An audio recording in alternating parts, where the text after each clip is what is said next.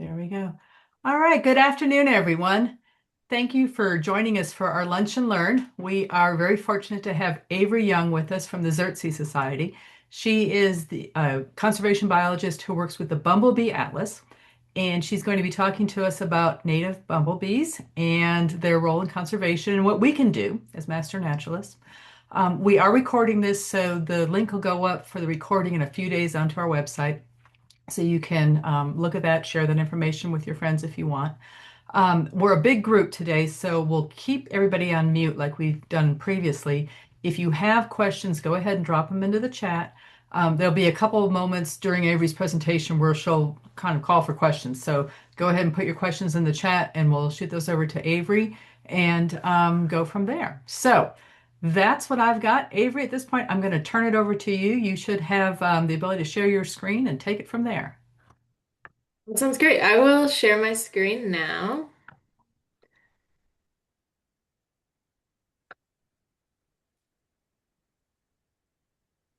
Let me know if you can you see it yet? Oh, I think it should be. Yes, I Yes. see it. You can? Yes, Okay, you're up, Avery. perfect. Okay, let me make sure I can see it. Okay, now I see it. Great. Thanks everybody for being here.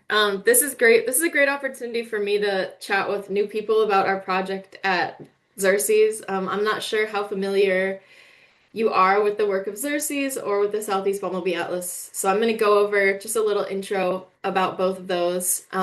This should be about an hour. And like Lee said, we will plan to take some questions in the middle and then questions at the end. And it is quite a bit of information. But I want to let you know, I guess this is being recorded, so this can be rewatched. But we also do have a slightly more in-depth version of this that's been recorded and put on our website. And that's one of the ways that we train our volunteers that can't make it to an event like this or don't have like an organized group like this. So yeah, there's other ways for you to review any of this information that you hear today. But I'll start out by saying I'm Avery Young. I am a conservation biologist with the Xerces Society. I am actually leaving Xerces in a few weeks, which is sad. I've really enjoyed working here, but I decided to take a job with the North Carolina Natural Heritage Program, which is a total dream for me.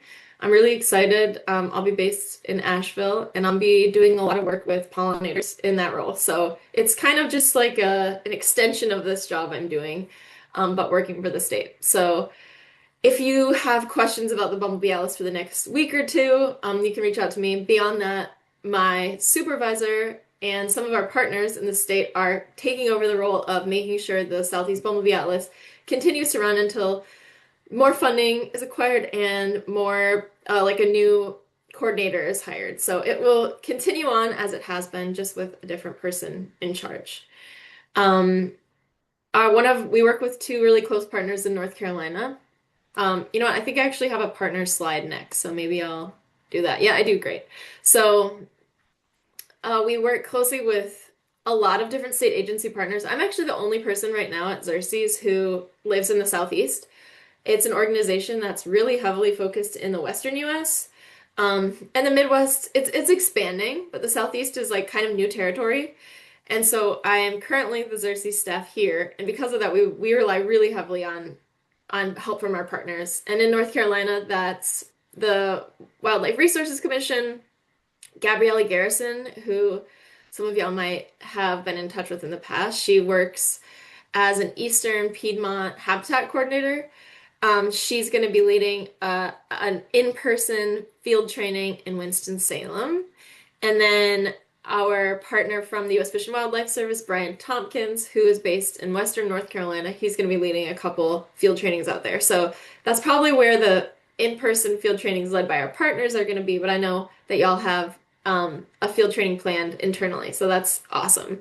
But all this to say, we work closely with our partners, and we're funded by the U.S. Department of Agriculture Working Lands for Wildlife grant. So, Xerces Society is an organization. It's a nonprofit based. It was, originally founded in Portland, Oregon. That's where the main office is. That's where good chunk of the staff are. Um, Xerces, the name is kind of weird. That's actually the name of an extinct little blue butterfly. And So the organization is named in honor of that butterfly. And we really all work toward protecting invertebrates and the habitats that support them.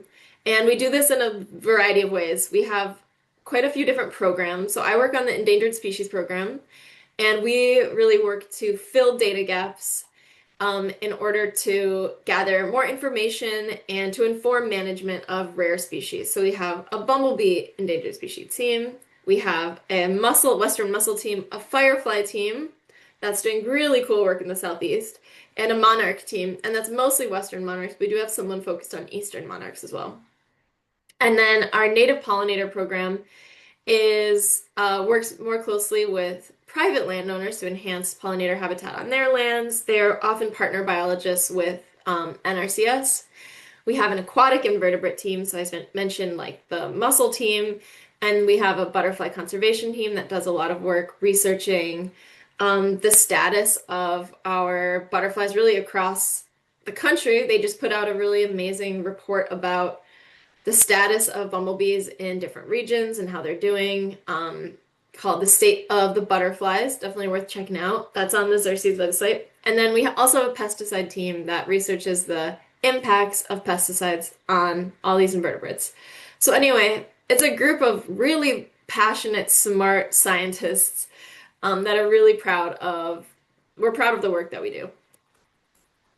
All right, so it is true, donors make our work possible. We are funded, we have, federal grant money, but a lot of the work is also funded by donors and members. And if you are a person who is a member and you're on the call, thank you. And, we also recognize that putting in effort as someone who could go out and take photos of bumblebees is also a really, really important way that you can contribute. So however you can would be awesome. Okay, now I'm going to get into the real talk. So here's our outline for today. So we're going to talk about the ecology and conservation of bumblebees. We'll talk about what is a Bumble Bee Atlas. We'll take a little break after that for some questions, and then the bulk of this training is going to be how do you actually participate and what does that look like? And then we'll have another Q&A after that. So let's get started. I'm gonna go not too terribly in depth into bumblebee ecology and conservation today, but there's an entire 2-hour webinar this was last Monday, but it was recorded. So this is on our website, and this is all about bumblebee ecology and conservation. And a lot of folks on my team, they're super smart, and they have spent all of their lives learning about bumblebees and shared a lot of that information. So definitely recommend checking this out. It's free, obviously. It's also on YouTube. We have like a Xerces YouTube page with a lot of cool videos. You can also find it on there. So why do we, as an organization, focus so heavily on invertebrates? Invertebrates make up 90% of our wildlife biodiversity, so it's a humongous amount. And most people can't name like a single invertebrate, or maybe a couple, like a monarch. And no judgment. It's just the way that we learn about wildlife. 2% of invertebrates are considered to be pests, but that's often what we do hear about in the media about pests that are invertebrates, but really most of them are just flying under the radar, performing really, really important environmental roles, such as the decomposition of organic material. They're also the base of the food chain in many cases, so they are, food for a lot of other wildlife. And then they perform the very important act of pollination that allows our flowering plants in this country or in the world, to reproduce. There's also flowering plants that are wind pollinated, but the vast majority of them are pollinated by pollinators, often insect pollinators. So there's a lot of different diversity of pollinators. The ones we think of most commonly probably are butterflies and bees, which are great pollinators, especially bees. But also wasps are pollinators in many cases, moths, hummingbirds, of course, beetles. A lot of different insects are pollinators. 1 in 3 bites of food that we eat is courtesy of insect pollination. So you can think of, yeah, a third of your plate being because of pollinators, and then 90% of the world's wild plants rely on pollinators to reproduce. And then thinking beyond the human scope, right now is full-blown warbler season, as I'm sure y'all have been enjoying.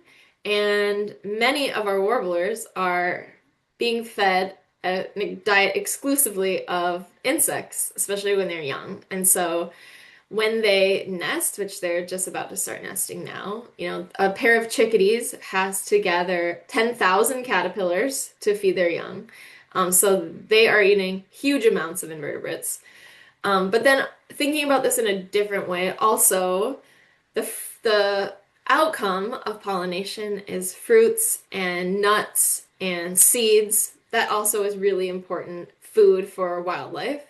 And then thinking habitat wise, like the understory, forbs where you can see rodents like skidding in and out of, a lot of that is pollinated by insects. Same with the shrub layer where the birds are, little wrens are building their nests in, and then the overhead, the canopy cover and how many trees there, how shaded it is, that's also a product of pollination. Bees really are the most efficient pollinators, and the reason for this is that they are intentionally collecting and transporting pollen. So they rely on flowers for food. The nectar, so a bee lands on a flower and it consumes the nectar itself, and that is providing a carbohydrate. It's like that sugar energy. And then pollen is a source of protein and it has other nutrients in it. And so they consume pollen themselves, but they also bring that pollen back to their nest to feed their larvae. And so they're getting as much pollen as they can on their body. And many times they have really specialized pollen catching structures like hairs, or in the case of many bumblebees, a corbicula, a pollen basket is what we call it. And that is how they're getting pollen back to the nest. And so they really are getting a lot of it on them. Unlike a butterfly that might be unintentionally getting some on it and traveling from flower to flower, bees are doing this in order to feed their young. And so we have a lot of different species of bees. I really am more of a bumblebee focused person, but as you start looking at bumblebees, you'll also start looking at other bees, and they really are astounding.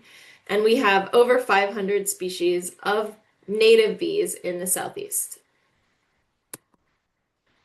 So focusing in on bumblebees, there's 250 species in the world, around 50 in North America, and then 16 in the Southeast.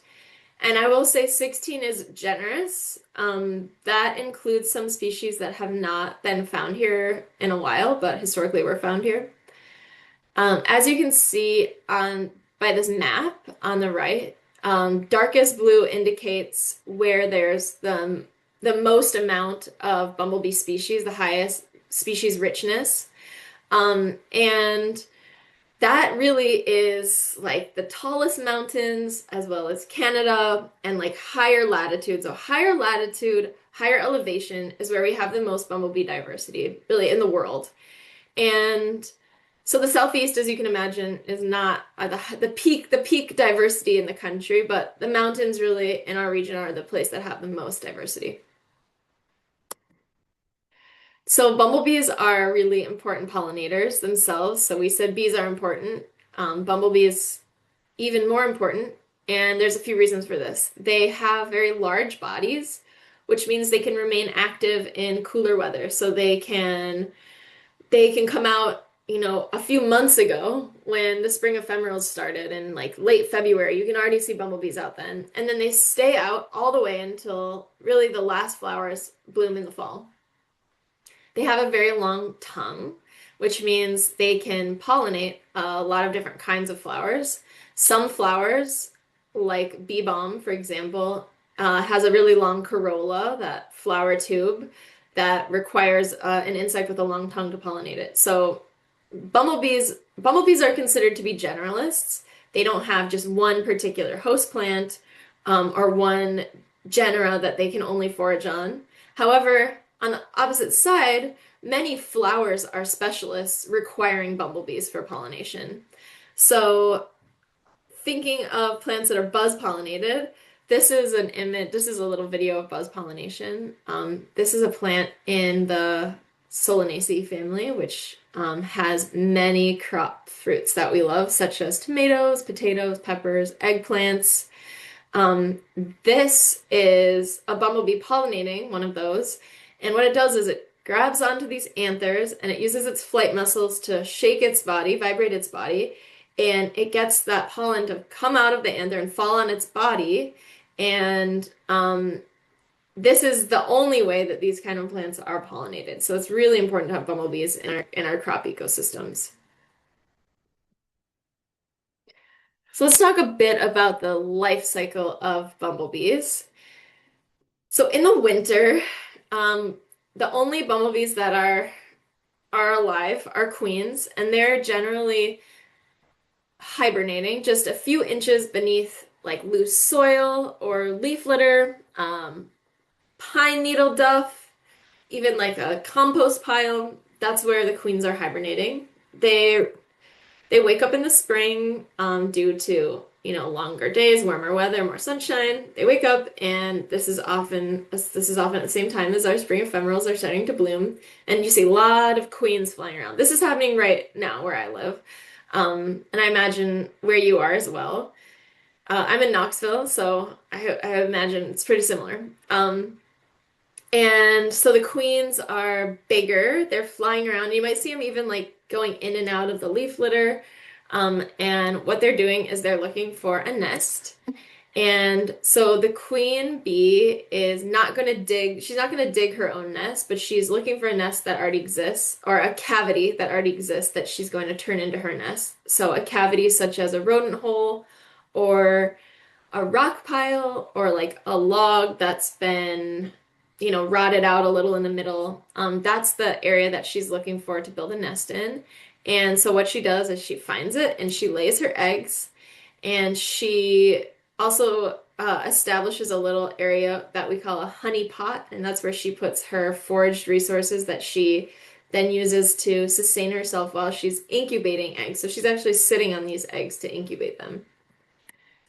The first generation of bees to emerge are workers, and this is, a few weeks later after she builds her nest, the first generation emerges, and the workers are all females, and they take over the job of foraging for the queen. So they go out and about on the landscape foraging, they're collecting that pollen, they're bringing it back to the nest. The queen's sole job now is just laying eggs. That's what she does. She never leaves the nest again. Multiple generations of workers will emerge during the summer. And then later into the summer, the colony switches and starts producing reproductive individuals, like males and new queens. The males leave the nest and disperse, the queens leave the nest and disperse in another location, and the males find a queen to mate with, same species, different nest. And after they've mated, the males die, and then all the workers die. The original queen dies, and all that's left is the new queen that's mated, and she goes into hibernation, and then the cycle begins again. So that's how it goes. So that means all of these bees are only living for one cycle except the queen, who is overwintering. So that's the general life cycle, but we do have a little fun twist on this here, and these are the cuckoo bumblebees. So if you've heard of like a yellow-billed cuckoo bird, it's a similar concept. They're social parasites.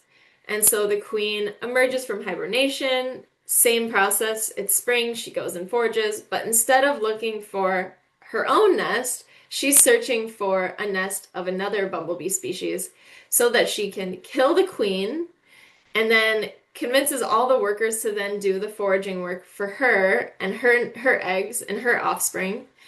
And so because of this, cuckoo bees really only have queens and males. They don't need any of their own workers, so you're never going to see a worker cuckoo bee. They're using another species to do that work for them. Pretty amazing. We have 3 species of cuckoos here in the Southeast. Well, technically 4, one that hasn't been seen in a long time. So in the late 90s, researchers really started to notice that many bumblebee species that used to be common, just were not seeming to be common anymore. And they did more in-depth status assessments about our North American species. So what they found was that of the 50 or so species in North America, 28 of them were considered to be doing fine. They fell into this category of least concern. There were a handful that couldn't be assessed due to lack of data. And then there were a quarter of all the bumblebee species were falling in a category of some kind of concern. So these are considered our species of greatest conservation need. Here in the southeast, we have 6 of these. We have the rusty-patched bumblebee. This one maybe you've heard of. This is our only federally endangered bumblebee species in the eastern US. There's also one in the west, a different species in the west. This species, really the majority of its population is found in the Midwest, in like Minnesota and Wisconsin, but historically it was found in the mountains of the eastern US commonly. It has been found in Virginia the last few years, so not terribly far away, but it hasn't been seen in the southeast. In North Carolina was the last place it was seen, or maybe it was the Tennessee side of the Smokies, but that was in the early 2000s, so it's been like 20 years. Anyway, we're keeping our eyes out. The variable cuckoo is another species that hasn't been seen in the southeast since the 90s, where it once was common. It's a cuckoo, and its host is the American bumblebee. You can see the American bumblebee is on this list as well, so that's no big surprise. If its host is declining in population, of course, it's also going to probably be declining in population. This is a species we're on the lookout for. The southern plains bumblebee is one that we find here still.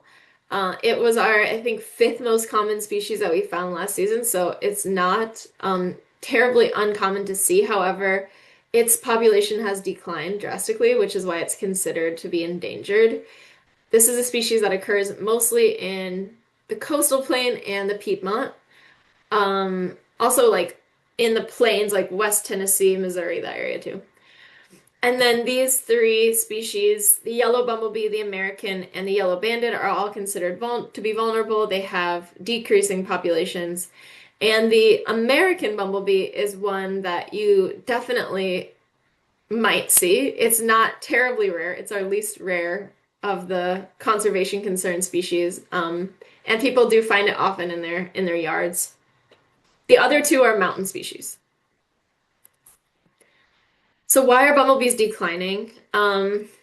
We say death by 1,000 cuts, which really refers to just the amount of threats coming from different angles, which makes the conservation actions even more complicated. It's not just one thing. Working to just reduce habitat loss would not probably be enough. It requires working on many different levels.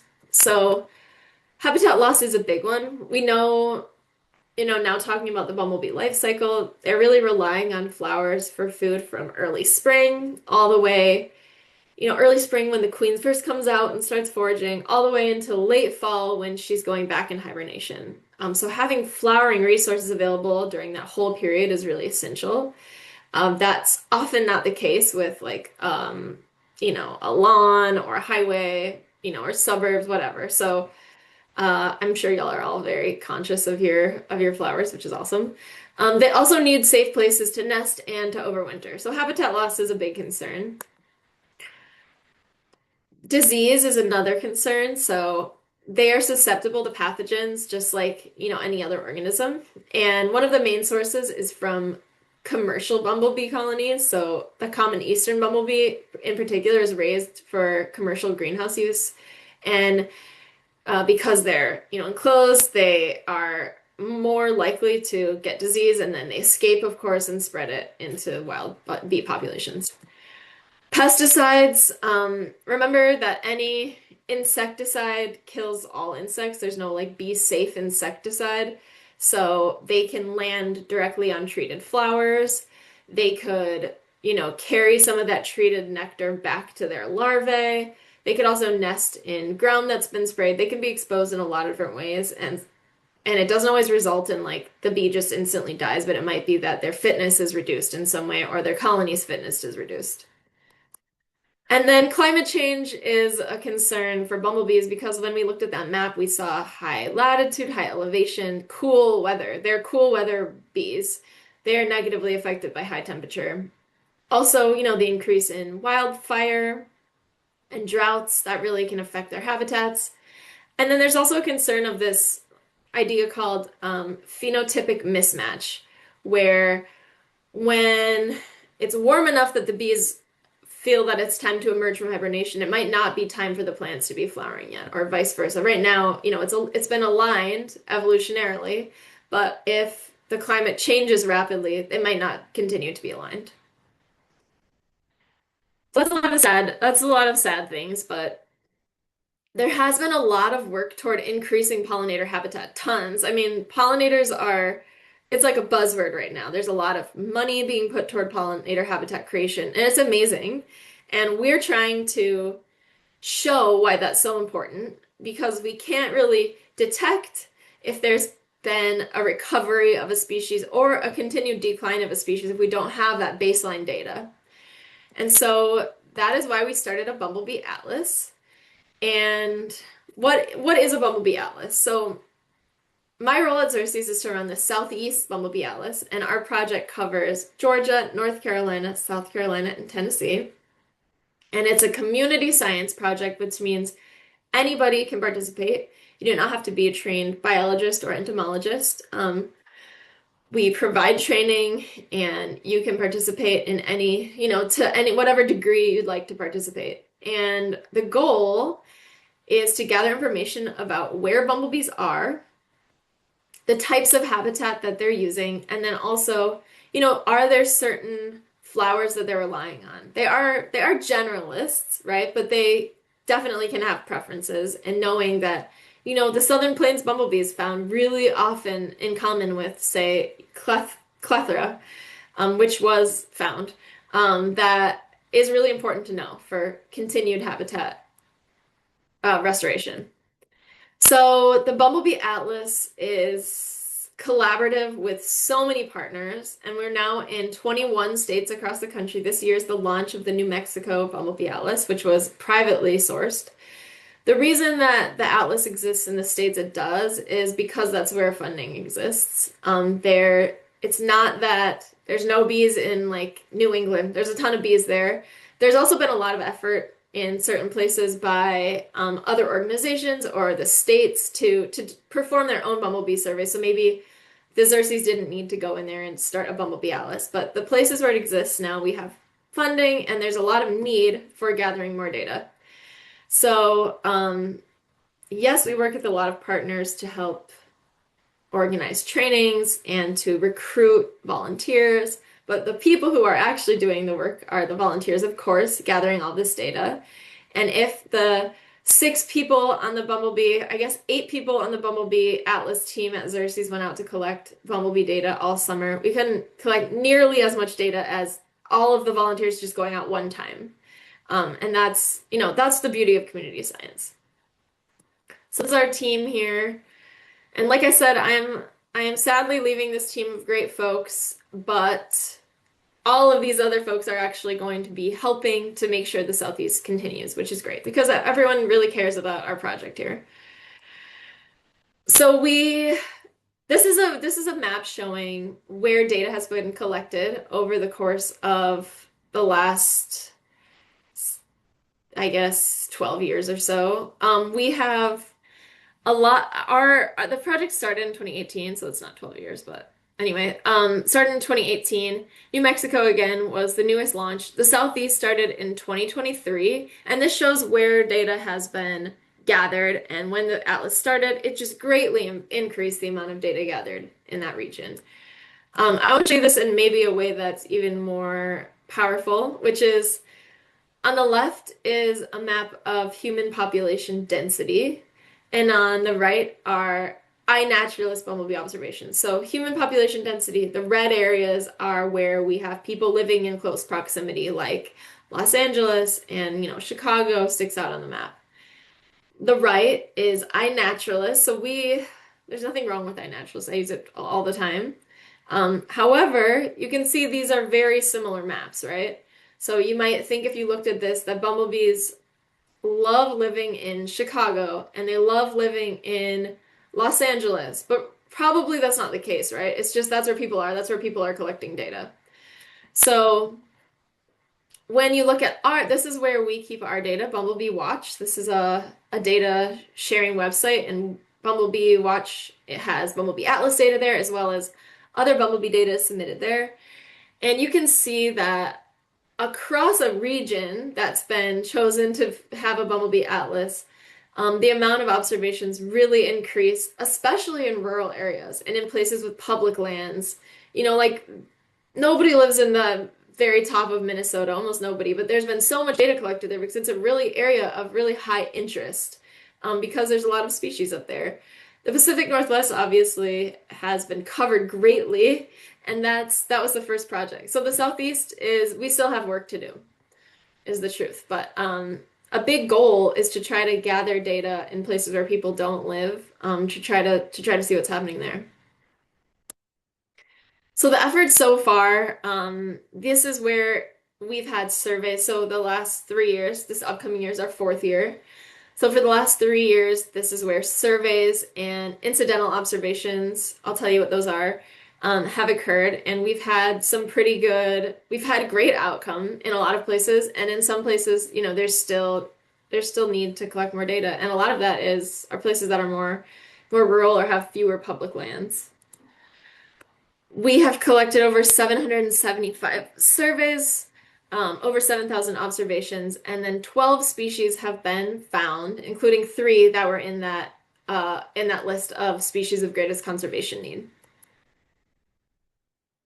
And where does all of this data, what is it used for? We use this data to publish research publications. There's notes on nesting habitats. There's statewide ID guides. For some of the atlases that have had longer running programs, we've actually created a habitat management guide for bumblebees to be used by land managers, like the Forest Service or state parks. Um, so lots of different publications.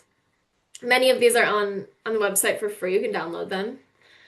Maybe even more importantly, our data goes toward our state wildlife action plans. So I imagine some of you have heard about these, but just as a recap, the state wildlife action plans are I guess they're kind of renewed every 10 years, and the state comes up with a list of species of greatest conservation need, and those species are listed to determine which species will be prioritized for conservation action. So to come up with a list of species, it's really like a big calculator. So they put in what are the known species observations, species ranges, is there any change in range, the severity of threats, maybe climate predictions. This would all go into a big calculator to determine a risk value for the species. And since we've been able to share our Bumblebee Atlas data, it really improves the accuracy of these calculators, and it allows bumblebees to be higher on the list than they would be otherwise. And because of this, bumblebees have been listed as species of greatest conservation need in all four of our Southeast Bumblebee Atlas states now, which is great. Last year, when I was telling people about state wildlife action plans, South Carolina and Tennessee had no bumblebees listed, and I was saying, I really hope they're able to list bumblebees. And it turns out because we proposed that they are listed and we could back up our proposition with data, both states did also list bumblebees. North Carolina had listed bumblebees before, which is awesome. So this is really good news for bumblebees, and it means they can have more conservation effort now put toward them.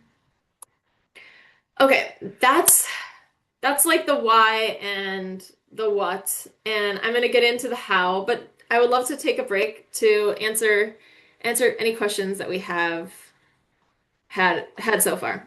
So, Avery, a couple questions have come in. Okay. You started earlier in your presentation, you mentioned the freshwater mussel survey that your aquatic group did or does. Do you also track invasive crayfish or clams? Are you aware of that? I don't I I shouldn't say no, but I don't believe that's a big part of what the team does. I'm not on the aquatic team, so I can't say for sure, but they really are focused on mussels and muscle diversity, and they also have a muscle atlas where they're training folks how to tell mussels apart and safely snorkel and look for mussels. So if they're doing invasive crayfish work, it might be, in conjunction with the times that they're out snorkeling and looking, but we don't have like a specific invasive crayfish or clam team or a separate clam team. Yeah. Thank you. Also, can you talk a little bit about how you collaborate or share your data with other state programs? The example, the question was with the state of Maine. Can you talk a little bit more about how you connect with other Atlas projects and other state programs? Yeah, so I believe Maine is an instance where there's actually a separate Maine Bumble Bee Atlas that is run by the state, or maybe it's run by a university, but we don't, I mean, anybody can submit data to Bumblebee Watch and we will help to identify the bees. But since we don't have a staff member there doing trainings and collecting data and teaching people about our methods, there's not a huge lift on these states that don't have an atlas because we don't have the resources for every state. Maine actually is one though, where I do think there is already a Bumblebee Atlas that is run by the state. So the way that we share our data with states is really the states where we have a lot of data. So like I said, we submit our data to like a state that is looking to um, list new species or is reaching out to say, we recently hired a pollinator staff. Do you know which bees are located in these counties in this state? It depends on the asks of the states, and a lot of states know about the Bumblebee Atlas and the work we're doing, and so they know to reach out if they have an ask like, "Oh, hey, I was just wondering, like, when was the last time the rusty patch bumblebee was seen in this area?" And we can help share that information with them.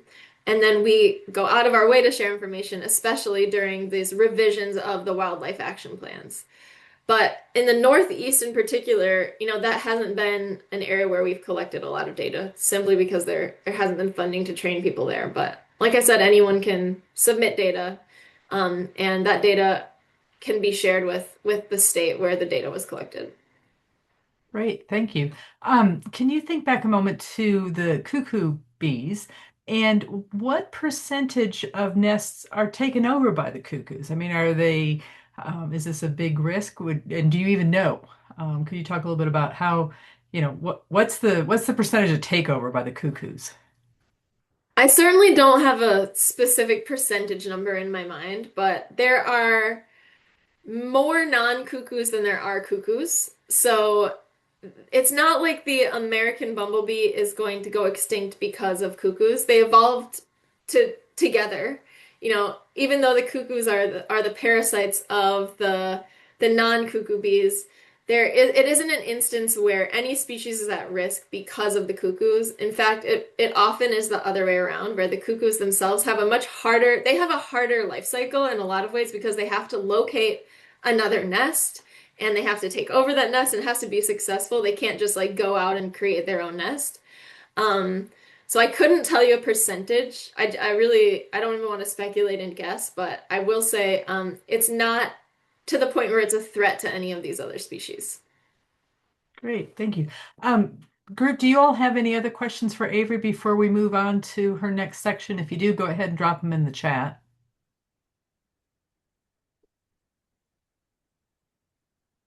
Okay.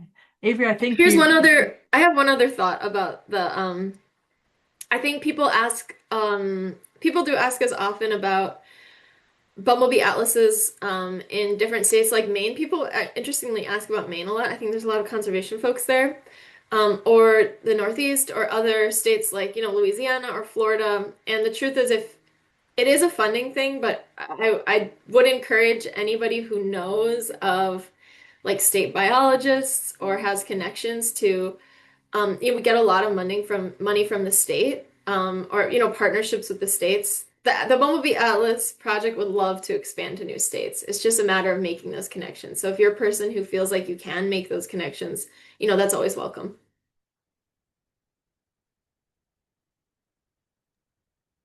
Great. Avery, I think you've covered the questions, so head Okay. on.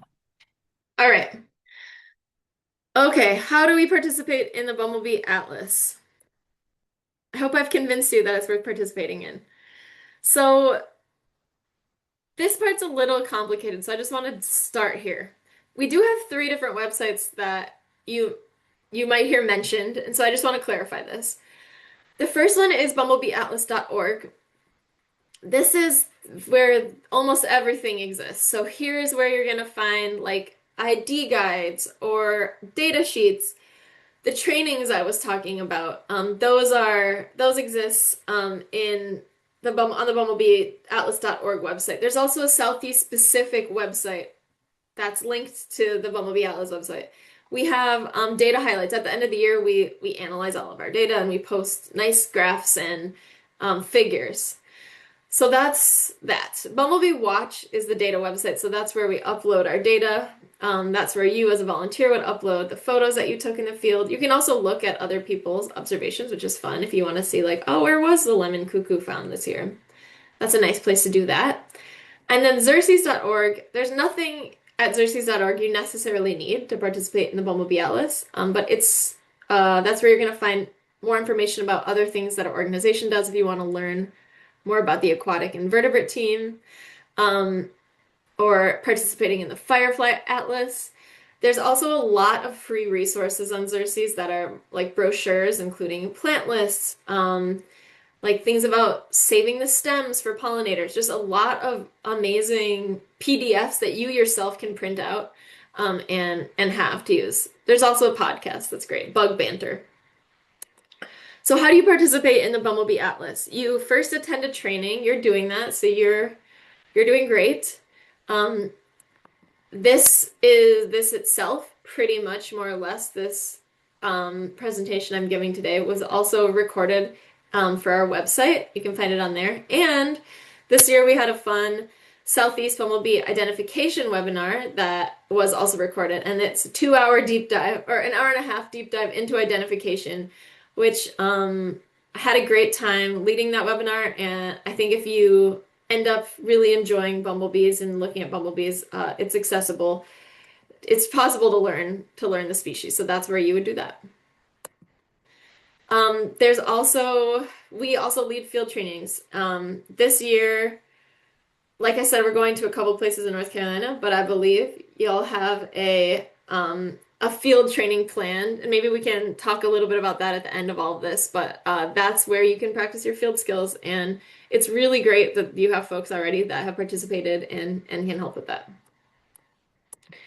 The next thing you do is adopt a grid cell. So the region was broken up into 276 grid cells.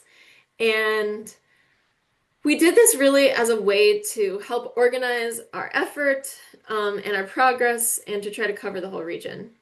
So we do ask participants to adopt a grid cell in order to show commitment to doing 2 surveys during the season.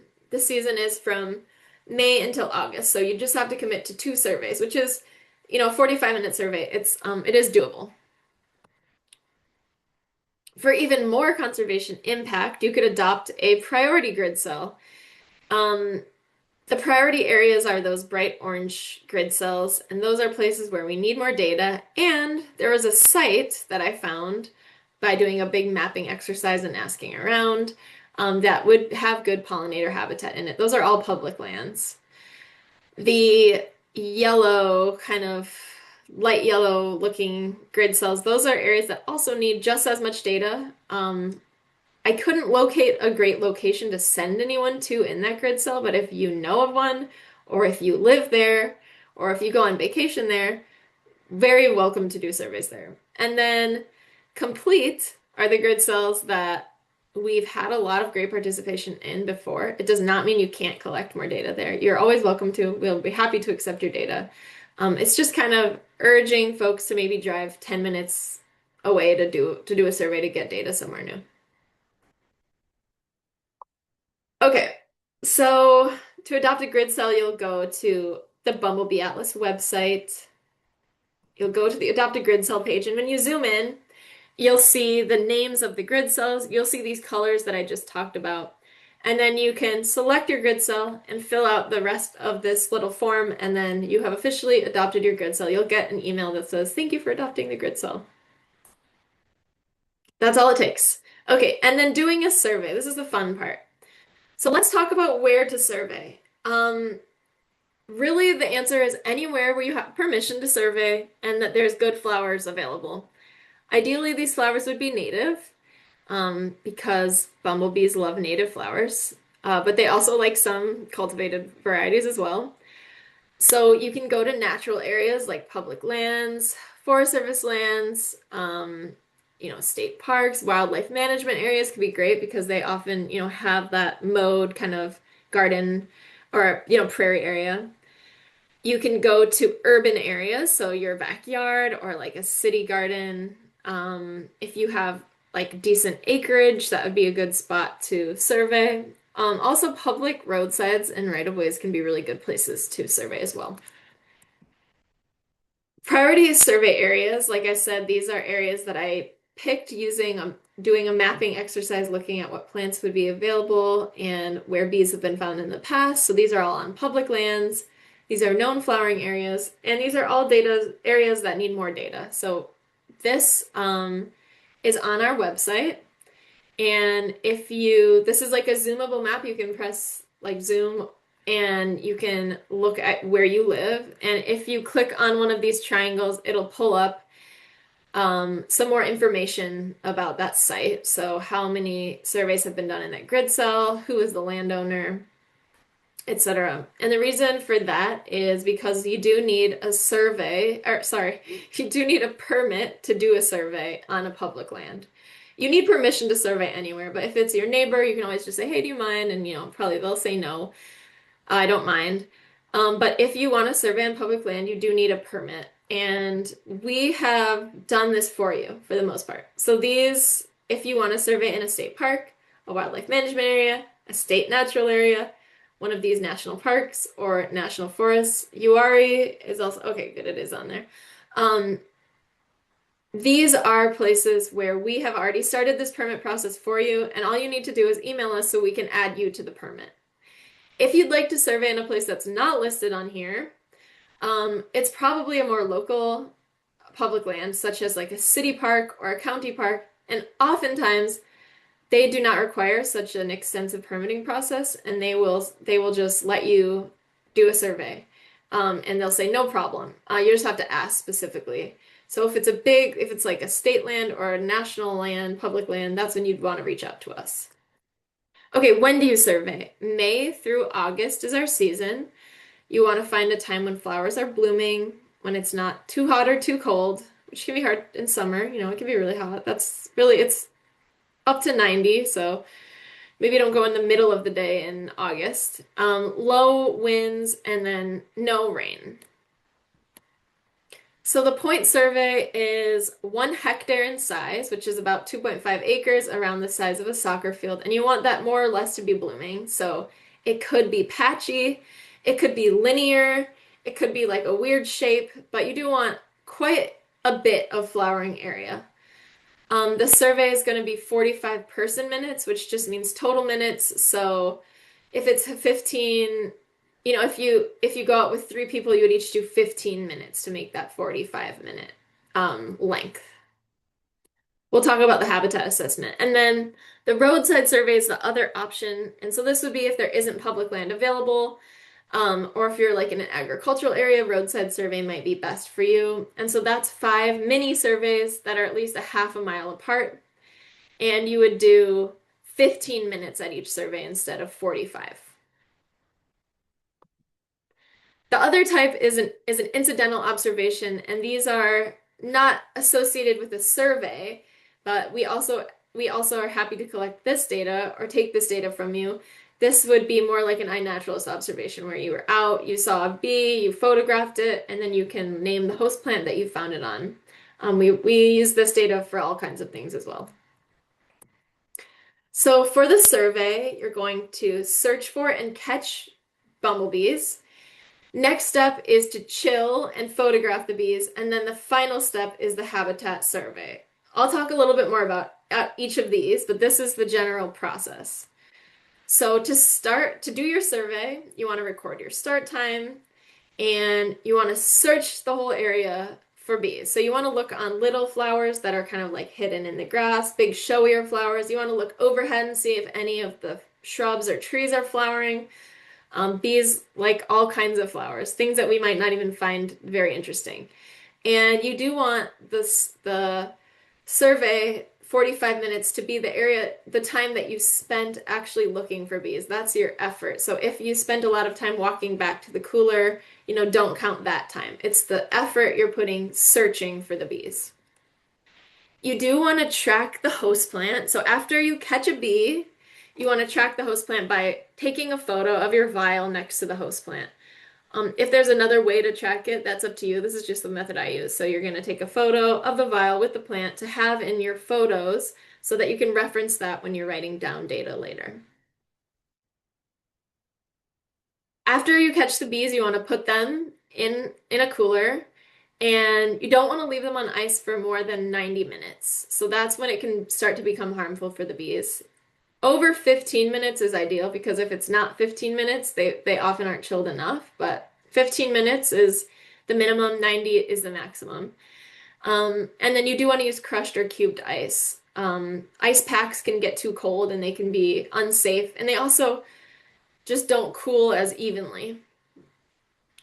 So you have your bees in the cooler, and this is when you would want to do your habitat survey. So this really should only take about 5 minutes and maybe 10 minutes to list all the flowering plants that you found, but you're gonna talk about the habitat that you're in, what habitat is around you, how much of the area is flowering, if there's any nesting habitat, and there's different options for that. Did you notice any management activities like mowing or prescribed burning? And then you'll also list any of the plants that you saw that were in bloom. So you're going to need to use like Seek or iNaturalist or your field guide if you have any questions about plants that you saw. And then the final step in the field is photographing bees. And they really can be identified with good photos. So if you're spending your time going to a site, collecting all this data, really make sure you take good photos because this is how we identify the bees. All the photos that you submit, we as Xerces staff look at and identify them to species. So that's what I did for like all of October through February was look at bee photos. And people take really great photos, and that's how we identify them. So you want to make sure you get a photo of the head. So that would include the color of the hair on the back of the head, as well as like between the eyes, and the length of the cheek, if you can. That's a tough one. But that can be really important for identifying bees. The thorax, so that's like where the legs and the wings come out. So you want to get a top down of the thorax, and then also under the wing is really important for identification as well. And then the abdomen is broken down into 6 segments, and it's great to be able to see those 6 segments, especially with the wings open. That allows us to see what color that is. So you can see for the thorax pictures and the abdomen pictures, those are the same photos. So you can use, these 2 photos give me everything I need to see for the abdomen and the thorax. They're good pictures. And then the last thing is the hind leg. And so the hind leg is how we determine male versus female. So males do not have a pollen basket, neither do cuckoos. And then females will. So they might have pollen in it or it might be empty. But that's how we tell male from female. So just a little recap. Good side profile, I'm getting under the wing. I'm getting the face, really, the hind leg, the abdomen and thorax picture is great. And then that's a good face photo as well. So just a tip, again, to open the wings, you can use your fingers. You can use like a blade of grass. Sometimes they'll just open their wings for you, but getting them open is essential for identifying the bee almost always. That's really important. Okay, so you got your photos. It's important to talk about safety for bees. after you do your survey, if you're going to a new site, after that, you do want to sterilize your gear. So if you're going to the same site, you don't need to worry about it. But if you're going to a new site, you do want to sterilize your containers. So you can use, I really use hot soapy water and I soak the vials in hot soapy water for like an hour. I scrub them out with a little brush and then I just rinse them out and let them dry. But you can also use like a diluted bleach solution. Again, safety for bees, limiting their time in ambient temperature in a vial. If it's sunny, that can get really hot really fast. So just after you catch a bee, you can look at it, make sure it's a bee, bumblebee, put it in the cooler. That's good. You don't need to keep it in that vial outside of the cooler. We talked about limiting their time in the cooler and then also releasing the bees near their capture location. So just nearby. Okay, final step is uploading your data. So you'll do this on Bumblebee Watch. And this again is our data website. So you do need a login for this site. And I made an entire video about uploading data that you can just follow along with. It's like 8 minutes or something. It's not very long. But rather than going through all those steps with you here, that I think would be the best way to learn how to upload data. Although honestly, it's pretty straightforward and it just follows your data sheet exactly how you wrote down your data. You just fill it out form for form. But this is an example. So this is where you would upload your Bumblebee observations. So you can upload up to 6 photos. We do have a tool called Bee Machine, which is an AI identification tool. We don't use this as staff. We do our identification, based on its characteristics and how we've always done it. But the AI tool is for anyone who just wants to get instant gratification, really, to learn what bee you caught.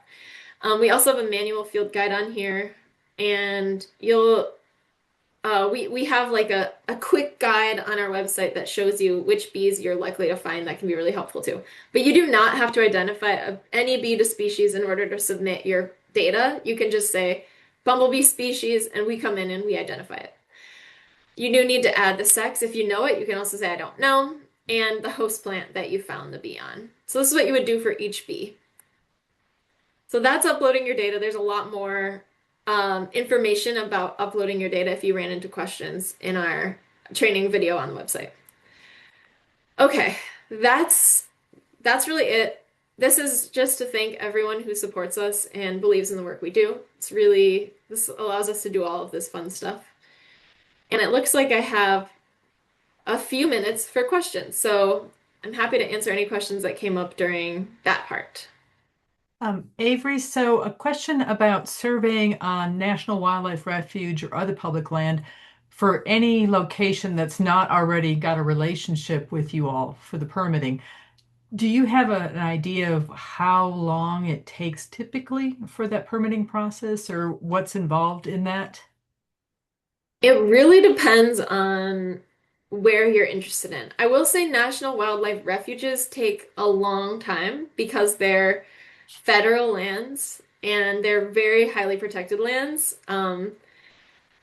It's hard to get those. I would say getting those for this field season might still be possible. Um, but for something like a wildlife management area or a more local area, you'd have a much shorter turnaround, much faster turnaround. Um, I have been trying to get um, a National Wildlife Refuge permit for PD for the last like 4 months, and I'm still working on it. So I will say that one does honestly take a while. Yeah, that's the truth. But many of the lands that you'll want to survey, we do have a relationship with already. If it's a new one, it's worth reaching out and seeing if we can do it. So, for those of you that don't have a site in mind or a relationship with a location, two of our partner organizations have volunteered. That would be Morsefields and Blue Stem. Both of those sites have offered to have surveys done on their properties. And I think what we might want to do is see if a group of y'all want to work together at those sites, and we'll connect you with the appropriate people at the partner organizations to organize a time. So we've got a little bit of lead time coming up on that. But at our next class on insects, with Debbie Roos. You might want to kind of gather up and see who wants to go where, what might be a convenient location for you all. Also, I should mention that for those of you who want to jump in on, if you haven't already done so, the hands-on field training that Avery's been talking about, we have scheduled on May 2nd for 2 to 4 p.m. The sign up link I've sent out to you all, I'll resend that. I believe as of when I checked it on Friday, I think it's full.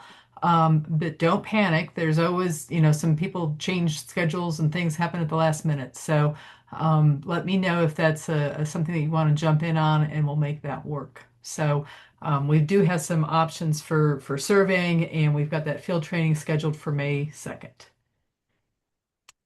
Any other questions for the good of the group that you want to drop into the chat for Avery?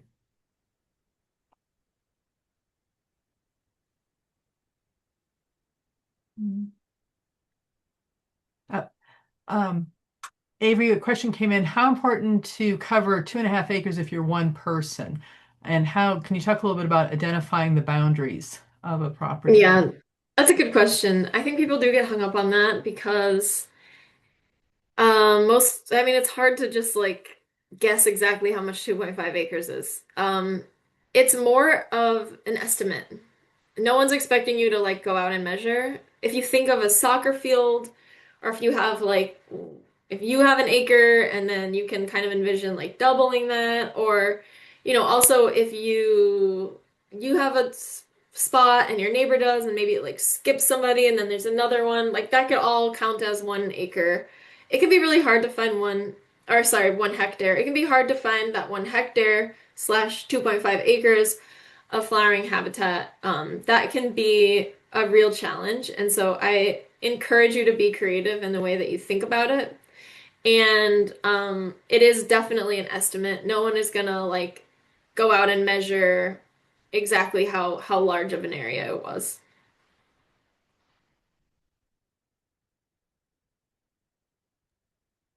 Okay. Any other questions for the group? All right. Avery, I think we're at our end here. We will be putting the recording for this up on the course page. And otherwise, we'll look forward to seeing you all in class in a couple, 3 weeks for Insects with Debbie Roos. And I know you've been looking at the pre-recorded information that Ashley Troth has provided for you. So that is coming up.